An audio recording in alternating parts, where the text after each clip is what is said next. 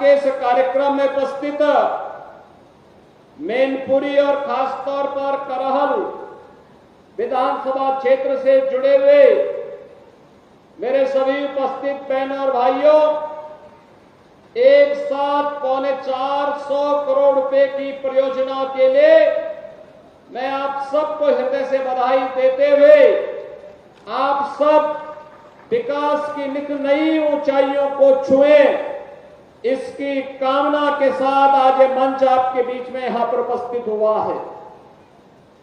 बहनों और भाइयों, मैं सबसे पहले अभिनंदन करता हूं आपका कि मैं लगभग 2 घंटे लेट में यहां पे आया, क्योंकि लखनऊ में मुझे सशस्त्र सेनाओं के एक कार्यक्रम में पहले भाग लेना पड़ा और फिर इसके उपरांत भारतीय जनता पार्टी के राष्ट्रीय सदस्यता अभियान के कार्यक्रम में भी मुझे जाने का अवसर प्राप्त हुआ। इन दोनों कार्यक्रमों में कुछ देर होने के कारण मुझे यहां आने में भी लेट हुआ, लेकिन उस सब के बावजूद आप जिस धैर्य के साथ, जिस उत्साह के साथ आज इस समारोह में हैं, मैं इसके लिए हृदय से आपका अभिनंदन करता हूं, आप सबका हृदय से स्वागत करता हूं। बहनों और भाइयों, आज यहां पर करहल की जो अनेक विकास की योजनाओं को आज यहां पर प्रस्तुत किया गया है, उसमें यहां की सड़क की परियोजनाएं हैं। यहां पर करहल में एक हम लोग ग्राम पंचायत एलादपुर में एक मिनी स्टेडियम भी देने जा रहे हैं, ग्रामीण स्टेडियम का निर्माण भी करने जा रहे हैं।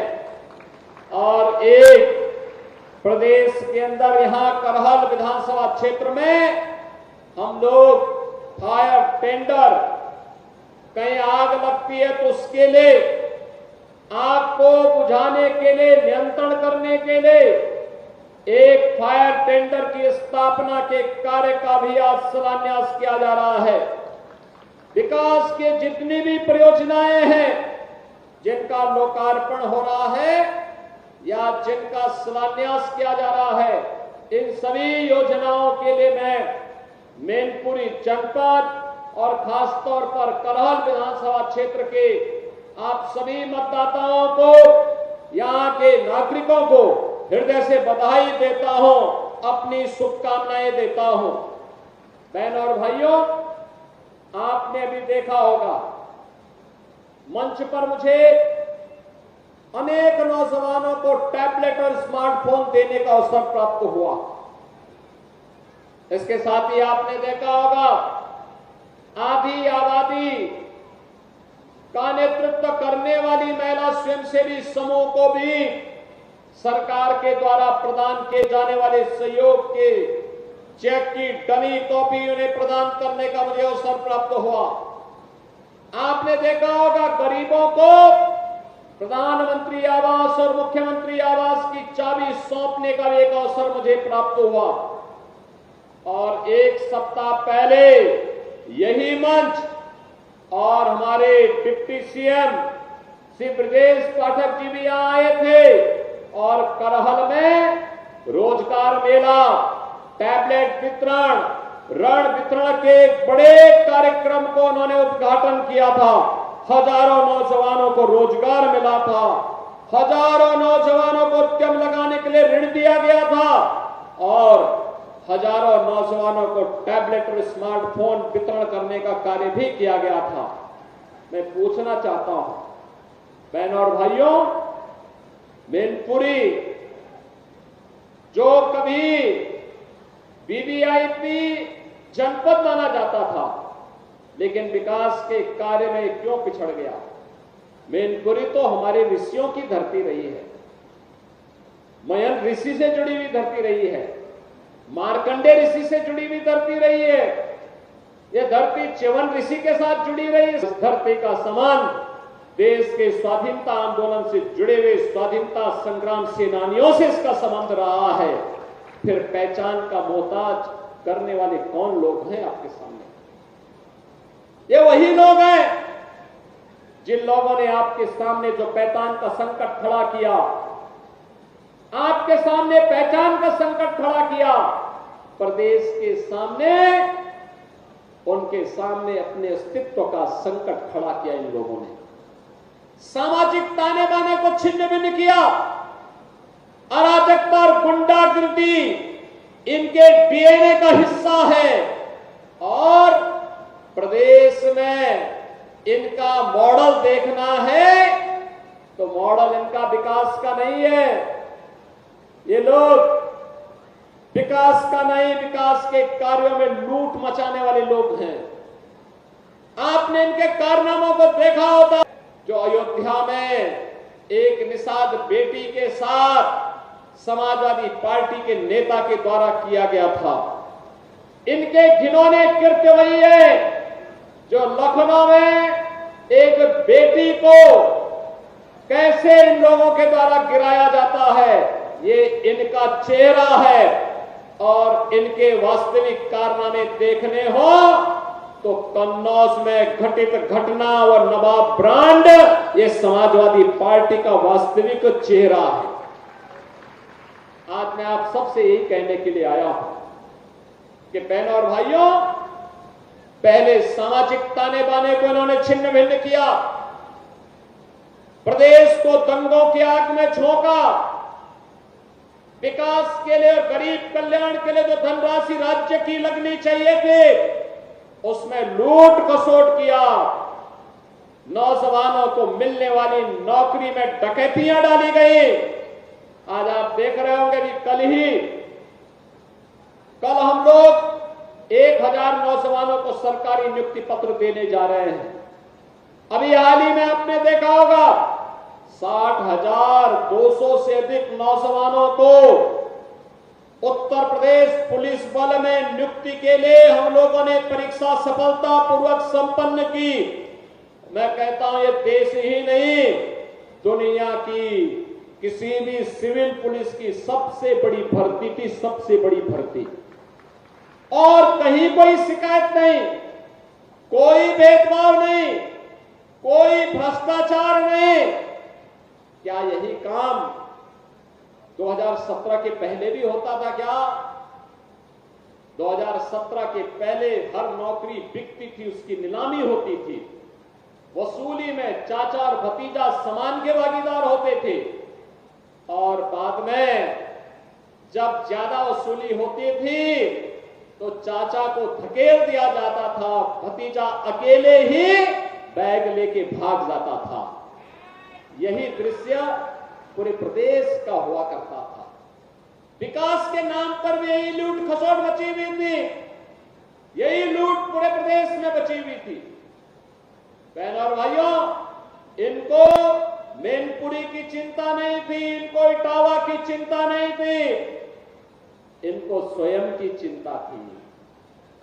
इनको प्रदेश की चिंता नहीं थी क्योंकि इनको स्वयं की चिंता थी। और इसीलिए जब उनको लगा कि अब उत्तर प्रदेश सुरक्षित नहीं रहा तो इन लोगों ने तो अपने लिए दुनिया के अलग अलग देशों में द्वीप खरीद लिए होंगे। लेकिन बहनों और भाइयों, हमें और आपको तो इसी प्रदेश में रहना है, हमें और आपको इसी प्रदेश में रहना है। चाचा की तो नियति ही है हमेशा धक्का खा करके वहीं पड़े रहना। लेकिन बहनों और भाइयों, उत्तर प्रदेश वासियों को धक्का खाने की आदत से अपने आप को उभारना पड़ेगा। सम्मान के साथ राष्ट्रवादी मिशन का सिपाही बन करके आगे बढ़ने की हमें आदत डालनी पड़ेगी। और इसी के लिए ये 450 करोड़ रुपए की विकास की परियोजनाओं की सौगात लेकर के आज मैं आपके पास इस मंच के साथ आया हूं। मैं आप सबका आह्वान करूंगा, आज तो प्रदेश में दंगा नहीं होता, आज तो प्रदेश में गुंडागर्दी नहीं होती, आज तो प्रदेश में किसी बेटी का अपहरण नहीं होता, आज तो प्रदेश में किसी किसान की जमीन पर कोई कब्जा नहीं करता है, आज तो किसी व्यापारी का अपहरण नहीं होता है, आज तो बेटी की इज्जत के साथ कोई खिलवाड़ करने का जो साहस करेगा तो उसे मालूम है कि उसके इस दुस्साहस की क्या कीमत उसे चुकानी है, और साथ साथ चुकानी ही नहीं है, आने वाली 7 पीढ़ियां फिर कभी भी कोई ऐसी हरकत करने की जरूरत नहीं करेगा। इस प्रकार की एक सबक भरी कार्रवाई सरकार के स्तर पर होती है। बेटी की सुरक्षा हो या व्यापारी का सम्मान, अन्नदाता किसान को शासन की योजना के साथ जोड़ने का कार्य हो या नौजवान के हाथ को रोजगार के साथ जोड़ने का कार्य, ये सभी आज मजबूती के साथ चल रहा है। और इसीलिए तो जब 25 करोड़ उत्तर प्रदेश वासी बोलता है तो 25 करोड़ की आवाज एक साथ जब आगे बढ़ती है तो बहनों और भाइयों, ये 25 करोड़ की आवाज उत्तर प्रदेश को अब बीमारू राज्य नहीं बल्कि देश का एक विकसित राज्य के रूप में स्थापित करता है, अनलिमिटेड पोटेंशियल के राज्य के रूप में स्थापित करता है। आज उत्तर प्रदेश विकास के नित नए मॉडल प्रस्तुत कर रहा है, सुरक्षा का मॉडल प्रस्तुत कर रहा है, नौजवानों के लिए स्टार्टअप का मॉडल प्रस्तुत कर रहा है। याद करिए 2017 के पहले कोई उत्तर प्रदेश में नहीं आता था। हमने इन 7.5 वर्षों में आपके आशीर्वाद से और प्रधानमंत्री मोदी जी के मार्गदर्शन में 6.5 लाख नौजवानों को सरकारी नौकरी दी, 2 करोड़ से अधिक नौजवानों को निजी क्षेत्र में निवेश के माध्यम से सरकारी निजी क्षेत्र में उन्हें नौकरियां प्राप्त करवाई और 60 लाख से अधिक व्यापारियों को और युवाओं को अपना स्टार्टअप और उद्यम स्थापित करने के लिए स्वतः रोजगार के साथ जोड़ने का काम हुआ। बहनों और भाइयों, इससे पहले उत्तर प्रदेश में निवेश के अनुकूल माहौल नहीं था। जब व्यक्ति ही सुरक्षित नहीं तो पूंजी कहां से सुरक्षित होती। लेकिन आज व्यक्ति भी सुरक्षित है, पूंजी भी सुरक्षित है, आज बेटी भी सुरक्षित है, व्यापारी भी सुरक्षित है, आज अन्नदाता किसान का भी सम्मान है, नारी सशक्तिकरण के लिए भी कार्य है और युवाओं को भी सम्मान प्राप्त हो रहा है। और उसी अभियान के क्रम में आज एक बार फिर से मात्र 1 सप्ताह में ही पूरी सरकार आपके द्वारा ये आपसे कहने के लिए कि विकास की इस प्रक्रिया में अब जाति के नाम पर विभाजित होने की आवश्यकता नहीं, विकास की इस प्रक्रिया के साथ जुड़ने की आवश्यकता है, जिससे आप भी विकास कर सके, मैनपुरी भी विकास कर सके, करहल भी विकास कर सके, यहां का नौजवान भी, यहां का अन्नदाता किसान भी, यहां का व्यापारी भी और यहां की नारी भी विकास की प्रक्रिया में जैसे किसी वाहन के 4 पहिया होते हैं, एक साथ मिलकर के चलती है तो गाड़ी की स्पीड बढ़ती है, ऐसे ही 4 मजबूत आधार स्तंभ बन करके मैनपुरी को भी विकास की प्रक्रिया के साथ जोड़ने के इस क्रम में हम सबको सहभागी बनना पड़ेगा। बहनों और भाइयों, आज प्रदेश बदल चुका है। याद करिए 2017 के पहले मैनपुरी के वो लोग जब यूपी के बाहर जाते थे, लोग शक की निगाहों से देखते थे, सम्मान नहीं था, लोग भय और दहशत में बोलते थे कि वे कहां से आ गए। होटल की बात तो दूर, धर्मशाला में भी कमरा नहीं मिल पाता था। बहनों और भाइयों, आज आपके सामने पहचान का संकट नहीं है। भारतीय जनता पार्टी की डबल इंजन सरकार ने जो कहा सो करके दिखाया। हमने कहा था अपराध और अपराधियों के प्रति 0 टॉलरेंस की नीति के साथ कार्य करेंगे, आज आपको ये दिखाई दे रहा होगा। हमने कहा था कि प्रदेश को निवेश का ड्रीम डेस्टिनेशन बनाएंगे, आज 40 लाख करोड़ रुपए का निवेश इसका उदाहरण है। हमने कहा था कि हम लोग उत्तर प्रदेश को इंफ्रास्ट्रक्चर का मॉडल खड़ा करेंगे, आज एक्सप्रेसवे, हाईवे और inter state connectivity, air connectivity इसका उदाहरण है। हमने कहा था उत्तर प्रदेश में देश का सबसे अच्छा निवेश करवाएंगे, 40 लाख करोड़ रुपए के निवेश आज उत्तर प्रदेश के अंदर होने जा रहे हैं। बहनों और भाइयों, हम लोगों ने कहा था कि उत्तर प्रदेश को देश की अग्रणी अर्थव्यवस्था बनाएंगे। 17 में हम लोग आए थे, 7वीं बड़ी अर्थव्यवस्था थी। आज उत्तर प्रदेश देश की नंबर 2 की अर्थव्यवस्था है और अगले 3 से 4 वर्ष में इसे देश की नंबर 1 की अर्थव्यवस्था बनाना है, जिससे हर चेहरे पर खुशहाली लाई जा सके, हर नौजवान के हाथ को काम दिया जा सके। हमने कहा था कि हिंदुओं की आस्था का सम्मान करेंगे। आज आप देख रहे होंगे काशी में काशी विश्वनाथ धाम है। आज आप देख रहे होंगे अयोध्या में रामलला का भव्य मंदिर का भी निर्माण हो गया है। अब इसमें कोई संदेह है क्या? कोई संदेह है क्या? अयोध्या के मामले में, काशी के मामले में कोई संदेह है क्या? और मथुरा वृंदावन में भी कार्य युद्ध स्तर पर आगे बढ़ रहा है। विकास के कार्य नए सिरे से आगे बढ़ रहे हैं। ये समाजवादी पार्टी की सरकार थी तो ये तो जन्माष्टमी के अवसर पर इन्होंने भगवान कृष्ण की जन्माष्टमी के आयोजन पर रोक लगा दी थी, नहीं मनने दी थी, क्योंकि जन्माष्टमी में परित्राणाय साधुनाम विनाशाय च दुष्कृताम का उद्घोष करने वाले श्री कृष्ण भगवान के द्वारा इस उद्घोष से कुछ लोगों को परेशानी होती थी, इसलिए समाजवादी पार्टी के सरकार में उनके नेताओं ने बैन कर दिया था। जब मैं आया था 2017 में सरकार में आया तो बहनों और भाइयों, मैंने कहा भी जन्माष्टमी में क्या आयोजन होता है? लोगों ने कहा कोई आयोजन नहीं होता है। अरे हमने कहा एक ही तो आयोजन है जो जेल में, थानों में और पुलिस लाइन में होता है। इसको धूम धड़ाके के साथ इस आयोजन को आयोजित करो, जिससे भगवान कृष्ण के बताए मार्ग पर चल करके समाज सज्जनों की रक्षा कर सकेगा और दुर्जनों से कायदे से निपटने का काम भी कर सकेगा। और बहनों और भाइयों, आज मुझे बताते हुए प्रसन्नता है, जन्माष्टमी का आयोजन पूरी भव्यता के साथ सभी 1585 थानों में, 75 जनपदों में, सभी जेलों में और निजी आयोजन के अवसर पर भी हर गांव, हर शहर में कहीं झांकी निकल रही है, कहीं शोभा यात्रा निकल रही है, कहीं डोल यात्रा निकल रही है, पूरी भव्यता के साथ आयोजित हुआ। पर्व और त्योहार का क्या महत्व होता है, यह भारत के अंदर आकर के लोग देखें। भारत की विविधता, भारत के अंदर पर्व और त्योहारों की परंपरा इसका उदाहरण है और यह भारत की पहचान भी है।